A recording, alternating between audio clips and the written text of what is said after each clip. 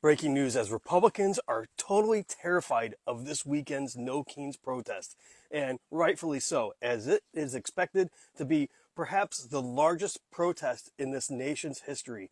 Organizers are saying they're expecting over 10 million people to show up to different protests on No Kings Day throughout the country. Guys, this would be huge. We can do it, and we can make it even larger. So if you're able to, this Saturday, October 18th, go out to a No Kings protest and make your voices heard. Use your right to protest peacefully. Keep it peaceful. We don't want to give Trump and his administration any excuse to take any aggressive action. And we can enact change by this. I know it may sound far-fetched, but in history, it's proven to have effects and do so. Let Trump know that the people want to keep his powers in check and that we want him out of our streets with the military, and we need him to focus on his job of helping Americans. Stop helping foreign governments. Help people here at home. He has not done that. Let me know if you agree. Let me know if you'll be out there for our No Kings Day event on Saturday. Comment, like, share, spread the word, and I'll see you back here for the 411. It's October 15th, and guess what? It's payday for the military. Unfortunately, the government is shut down and the military isn't getting paid. Donald Trump started to feel some heat over this, so he said, we're going to get the military paid one way or another. We'll find the money. And then he went to Pete Hegseth and says, Pete, find the money. Now, there's some talk that there's some money, maybe $8 billion in research and development funds that they're going to use to pay the military. But he did that just a couple of days ago, and do you think they're getting paid today? Yeah, I doubt it. That's not to say they aren't going to try to hustle around and try to pull money out of seat cushions and R&D funding and that sort of thing and try to get them paid. But by doing that, that would be illegal. Democrats know it. Republicans know it. So the Republicans are already trying to put pressure on the Democrats by saying, even though it's illegal, we're going to do it. Donald Trump can do whatever he wants. I dare you to sue us over it and slow it down, because then we'll just say that you're the ones that don't want the military paid. Yeah, I'm not surprised by that at all. I expected them to do that. In normal circumstances, the Democrats would sue them for just taking money out of anywhere and paying the military. Just open up the government, negotiate with the Democrats, but they don't want to do that either. But I would suggest at this point, even though they might be taking money illegally, that the Democrats do not sue them. There'd be no point in doing it. They want you to sue them. So do the opposite of what they want you to do. They want this fight. They don't want to grab the money. They want you to delay it. So force them, call their bluff. Make them take the money, because when they do, they will certainly fuck up. It will affect something else down the road. We know this because Republicans typically fuck up. So I hope against hope, when they go try to grab some money, whatever that may be, that the Democrats say, yeah, go ahead and do it. Go ahead, fuck it up, because that's the last thing they want done. They know they can't just grab the money, but they're going to try to make the Democrats take the fall for it. Don't take the bait. Force them to do it. Get the military paid and let them pay the price for their criminality at some point down the road. Hello and good morning. In today's episode of As the White Hood Turns, now y'all heard over there that Hot Wheels done sent over 200 National Guard members to Chicago in this whole crackdown. Because, you know, the violence and, you know, all of that he done said. Okay. Well, word on the street is that half of them people they done sent over there, they done called them back to Texas. Ask me why. Because they said they too fat. I'm not laughing. I'm not laughing. Out loud. So, we remember when Keg's Breath went on his whole thing about he didn't want to see no fat people in the military. Well, apparently, when Hot Wheels sent them people over there, he sent a few of the fluffy ones. And they said, nope. So now they have called those members that are not aesthetically pleasing. They've called them back to Texas.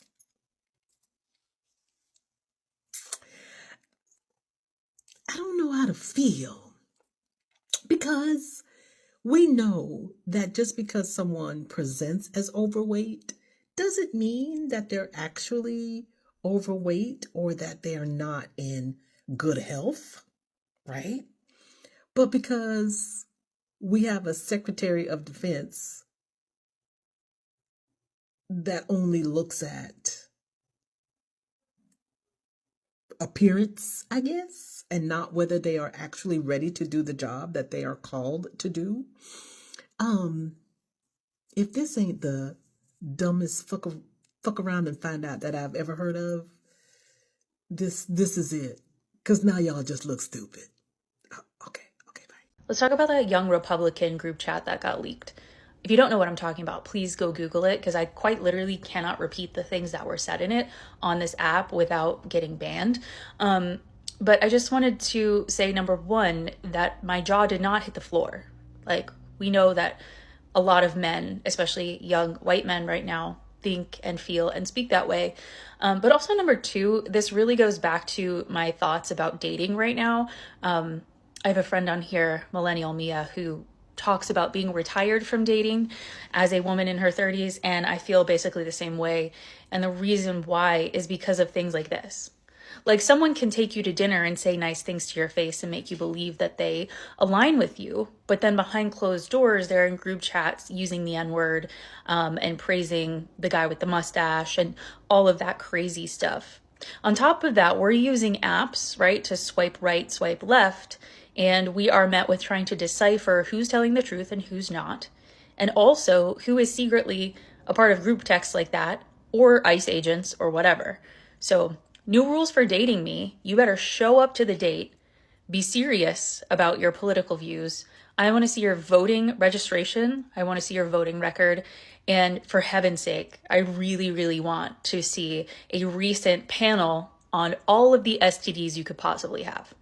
Like, it's that. So Republicans continue to be terrified of this Saturday's No Kings protests taking place across the country. And in the past 24 hours, they have really coordinated their messaging and have ramped up their rhetoric. Let me show you these clips from just the past 24 hours alone of the kinds of things they are saying, calling these protests done by Antifa, saying they're paid protesters, saying this is a hate America rally. And the most chilling of all is probably what Attorney General Pam Bondi says at the very end. So stick around for that. Also, a quick note, remember to add the Midas Touch podcast on Apple Podcasts and Spotify. Okay, check this out. This No Kings rally this weekend, that's the blue hair anthropomorphic, experiment that's going to happen up here in Washington, D.C. I encourage you to watch. We call it the Hate America rally that'll happen Saturday. Let's see who shows up for that. I bet you see pro-Hamas supporters. I bet you see Antifa types. I bet you see the Marxists in full display, the people who don't want to stand and defend the foundational truths of this republic. This crazy No Kings rally this weekend, which is going to be the farthest left, the hardest core, the most unhinged in the Democratic Party, which is, a big title. And, no kings equal no paychecks. No kings equal no paychecks. Clearly, the Democrat Party of today is not your grandfather's Democrat Party.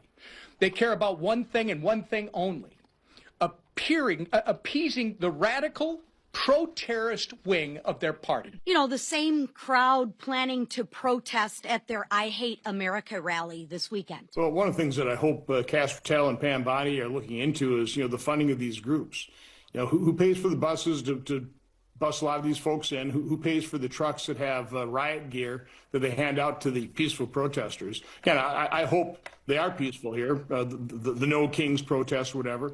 But again, it's absurd. We shouldn't have to wait until the Hate America rally this weekend or whatever it is. Things about Antifa. You've heard President Trump say multiple times they are organized, they are a criminal organization, and they're very organized. You're seeing people out there with thousands of signs that all match pre-bought, pre-put together.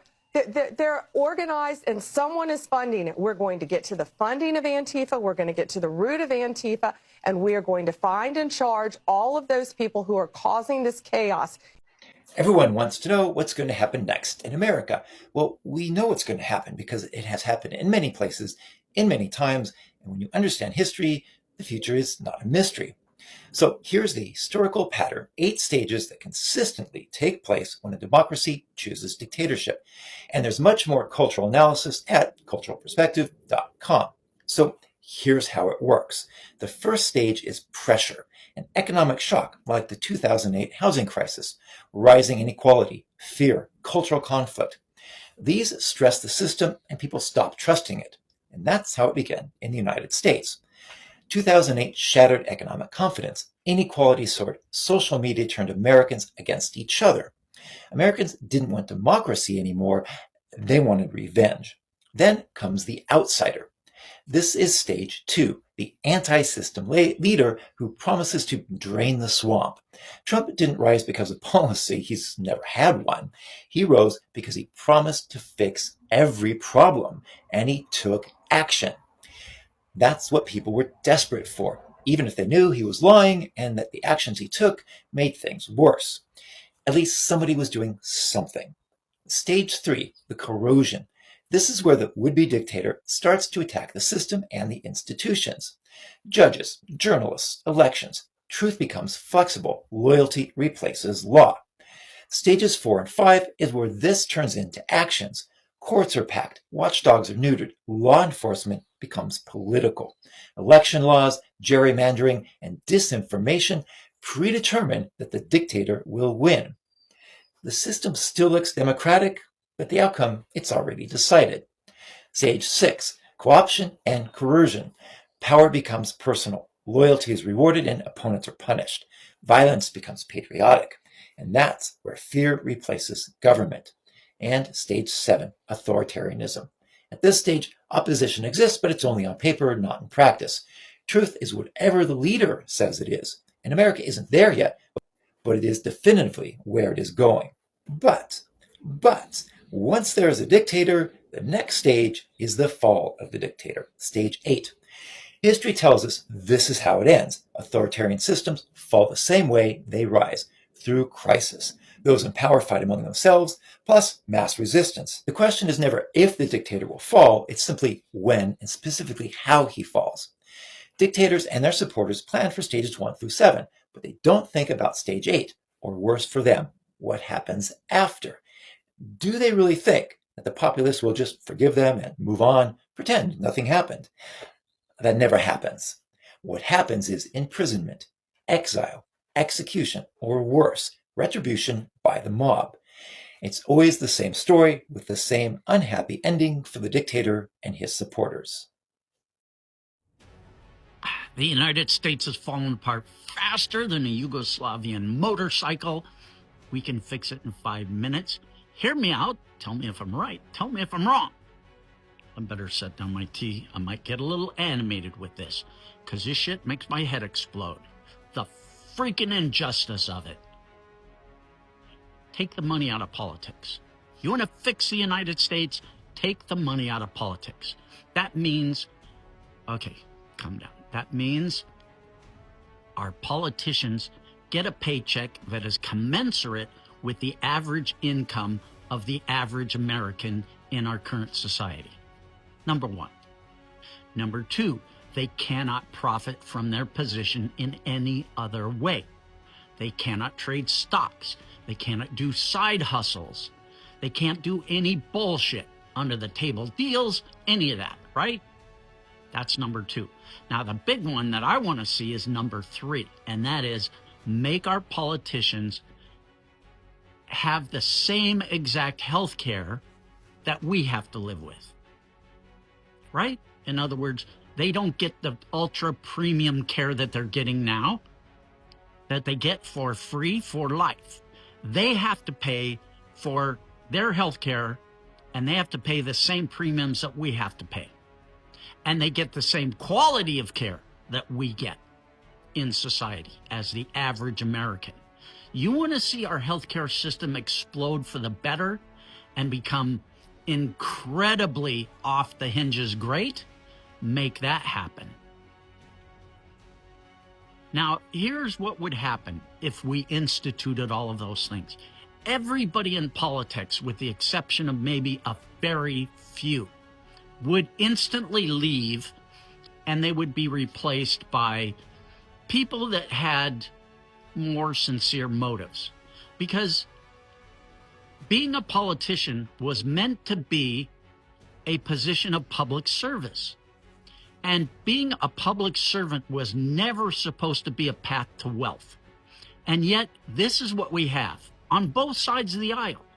First of all, the most extreme.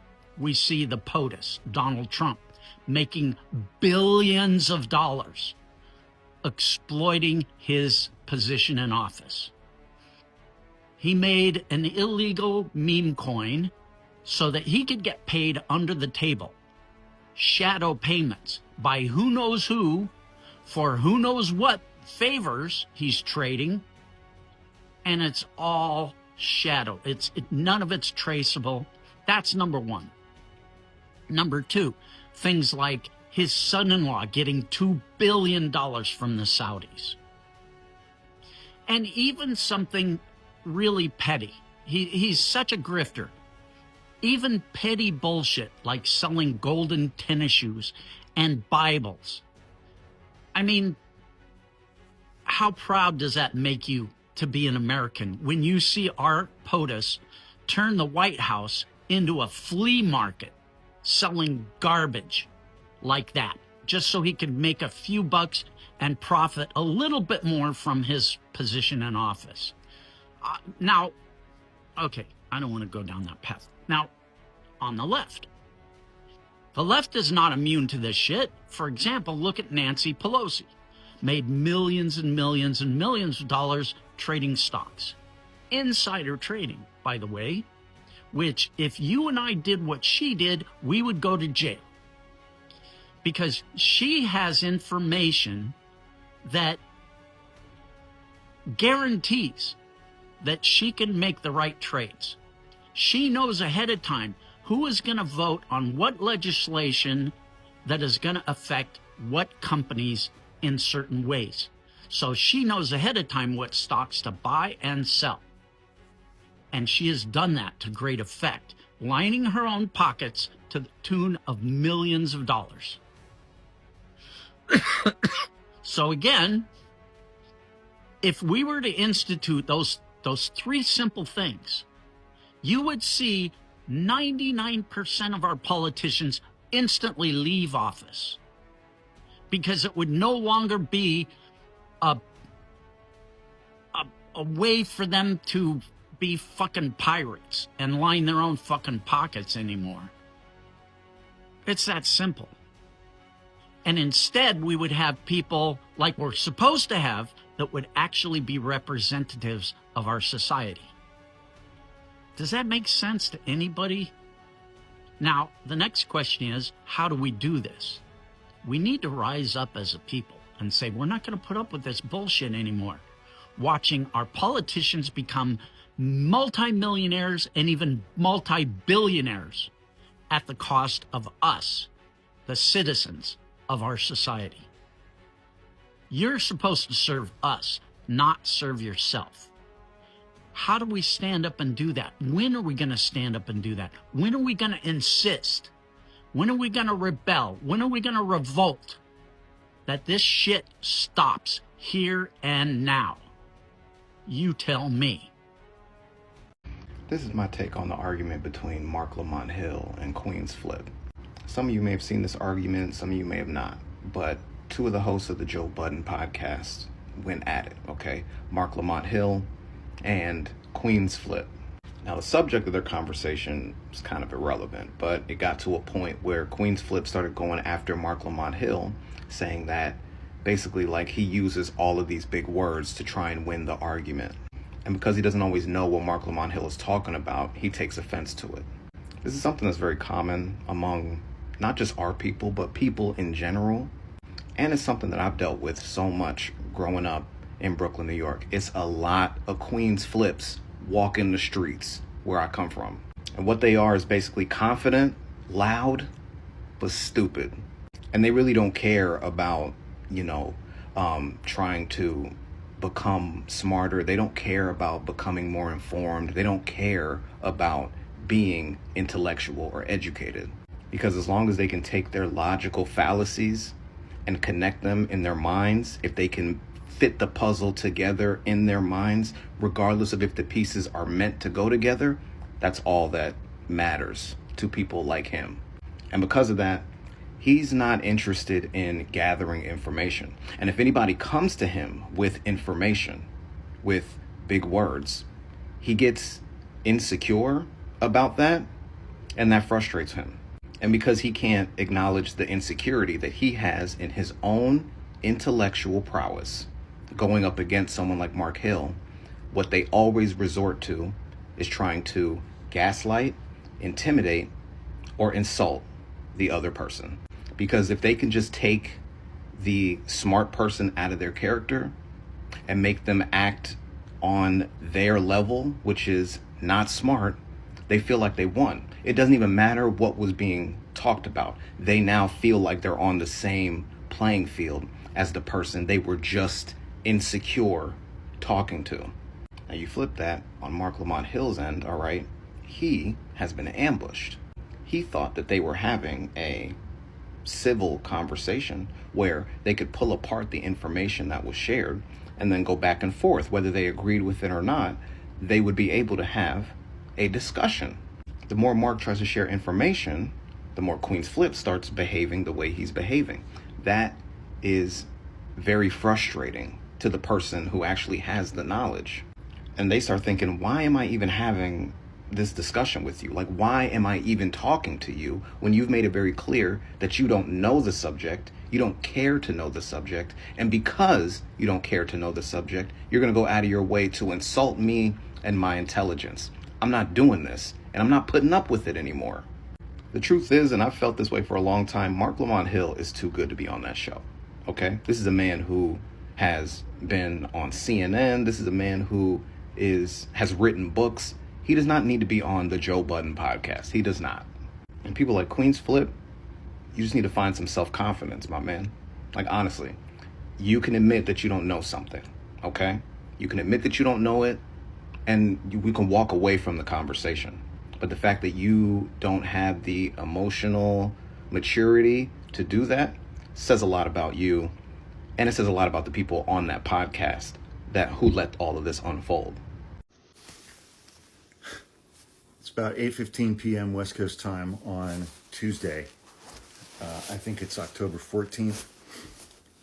Earlier today, this evening, the LA County Board of Supervisors, their local government, declared a state of emergency for Los Angeles County. Normally something that is reserved for natural disasters, earthquakes, wildfires, tsunamis, I don't know. This evening, they declared a state of emergency relative to ICE and ICE raids in the city. They declared a state of emergency in response to federal law enforcement in Los Angeles County because of the things that federal law enforcement and ICE agents are doing to the residents of Los Angeles County. This will make affected residents eligible for financial support, housing support. They declared a state of emergency in response to the horrific Nazi-like behavior of Gestapo ICE agents in California, in the United States of America.